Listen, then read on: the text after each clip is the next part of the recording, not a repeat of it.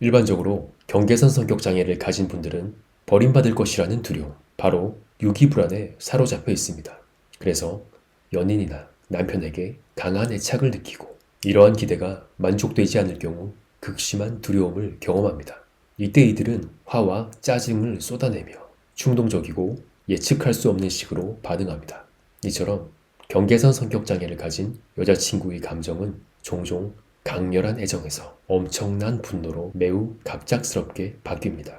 심리학 용어로 분열이라고 알려진 이 방어 기제는 이상화와 평가절하의 환상을 통해 남자친구를 사랑스러운 연인에서 한순간에 나쁜 놈으로 변화시킵니다. 남자친구는 순식간에 악마화됩니다. 이 때문에 경계선 성격의 여자친구가 있는 남성이라면 늘상 살얼음판 위를 걷고 있는 기분이 들 것입니다. 한순간도 안심할 수가 없는 것이죠. 관계가 잘 진행되더라도 다음번엔 언제 폭발할까 하는 생각이 들기도 합니다. 따라서 경계선 성격장애를 가진 여자친구와 연애를 할 때에는 먼저 경계선 성격장애가 무엇인지 학습을 해두는 편이 좋습니다. 경계선 성격장애의 특징과 증상을 파악하면 여자친구와 소통하는 방식에 큰 변화를 가져올 수 있기 때문입니다. 왜 화를 내는지, 언제 화를 내는지, 그럴 때 어떻게 반응해야 하는지, 경계선 성격 장애를 이해하면 여자친구의 부적응적인 반응이 의도적인 것이 아니라 오히려 기나긴 고통의 결과라는 것을 알 수 있습니다. 여자친구를 더 잘 이해할 수 있게 되는 것입니다. 시중에 좋은 책들이 많이 나와 있고 유튜브 영상도 도움이 됩니다. 또 한 가지 알아야 할 것은 여자친구가 당신을 어떻게 생각하는지 이해하는 것입니다. 경계선 성격의 여자친구와의 관계에서 일어나는 갈등의 이유는 서로의 역할을 바라보는 관점에 차이가 있기 때문입니다. 따라서 관계에 대한 그녀의 견해가 남자친구인 여러분의 관점과 다를 수 있다는 것을 이해해야 합니다. 예를 들어 경계선 성격의 여자친구가 남자친구를 바라보는 관점은 다음과 같습니다. 이상화 시기에는 당신은 나의 소울메이트입니다. 당신은 나를 구원할 수 있는 유일한 사람입니다. 당신은 훌륭하고 존경스럽고 배울 것이 많습니다.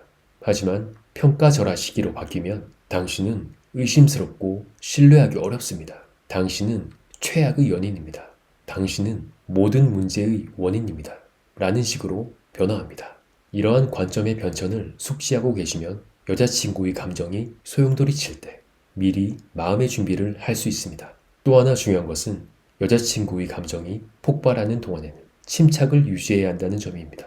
방어적으로 대응할 필요 없습니다. 방어적인 반응은 여자친구에게 자신의 감정이 무시당했다는 느낌을 갖게 만들기 때문입니다. 이는 갈등 상황을 더욱 격화시킵니다. 예를 들면 여자친구에게 과민 반응이야 라고 말하는 대신 기분이 상한 것 같네. 무엇 때문에 괴로운지 이야기해 줄래? 라고 말해보세요. 또 시작이구나 라고 말하는 대신 지금 이 상황은 우리 두 사람에게 무척 힘든 상황이야. 어떻게 하면 이겨낼 수 있을지 함께 알아보자 라고 말해보세요.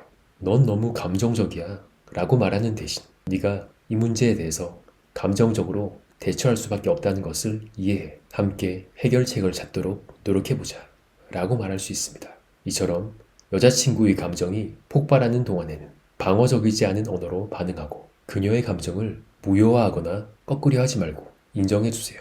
물론 그렇다고 해서 모든 것을 완전히 수용할 필요는 없습니다. 여자친구의 행동 중 허용되는 것과 그렇지 않은 것에 대한 명확한 경계를 설정하셔서 하나의 기준으로 삼으세요. 예를 들어 여자친구가 파괴적이고 폭력적인 행동을 보인다면 그것에 대한 여러분의 생각을 명확하게 표현하는 것이 좋습니다. 이때 차분하고 정중한 방식으로 표현하는 것이 중요합니다. 마지막으로 가장 중요한 것은 남자친구, 그러니까 여러분 자신을 돌보는 것입니다. 경계선 성격의 여자친구와 사귈 때에는 부정적인 생각과 감정에 쉽게 빠져들 수 있습니다. 이러한 상황이 장기적으로 이어지면 피로감이 유발되고 정신건강에 부정적인 영향을 받게 됩니다. 따라서 스트레스를 잘 관리하셔야 합니다. 취미 활동을 하고 친구들과 만나서 시간을 보내세요. 필요한 경우에는 심리 상담을 받는 것도 좋습니다. 여러분의 삶에서 즐거움을 찾으세요. 우리 모두는 행복할 권리가 있으니까요. 오늘 영상은 여기까지입니다. 도움이 되셨다면 구독과 좋아요 부탁드리겠습니다. 그럼 다음 영상에서 다시 찾아뵙겠습니다.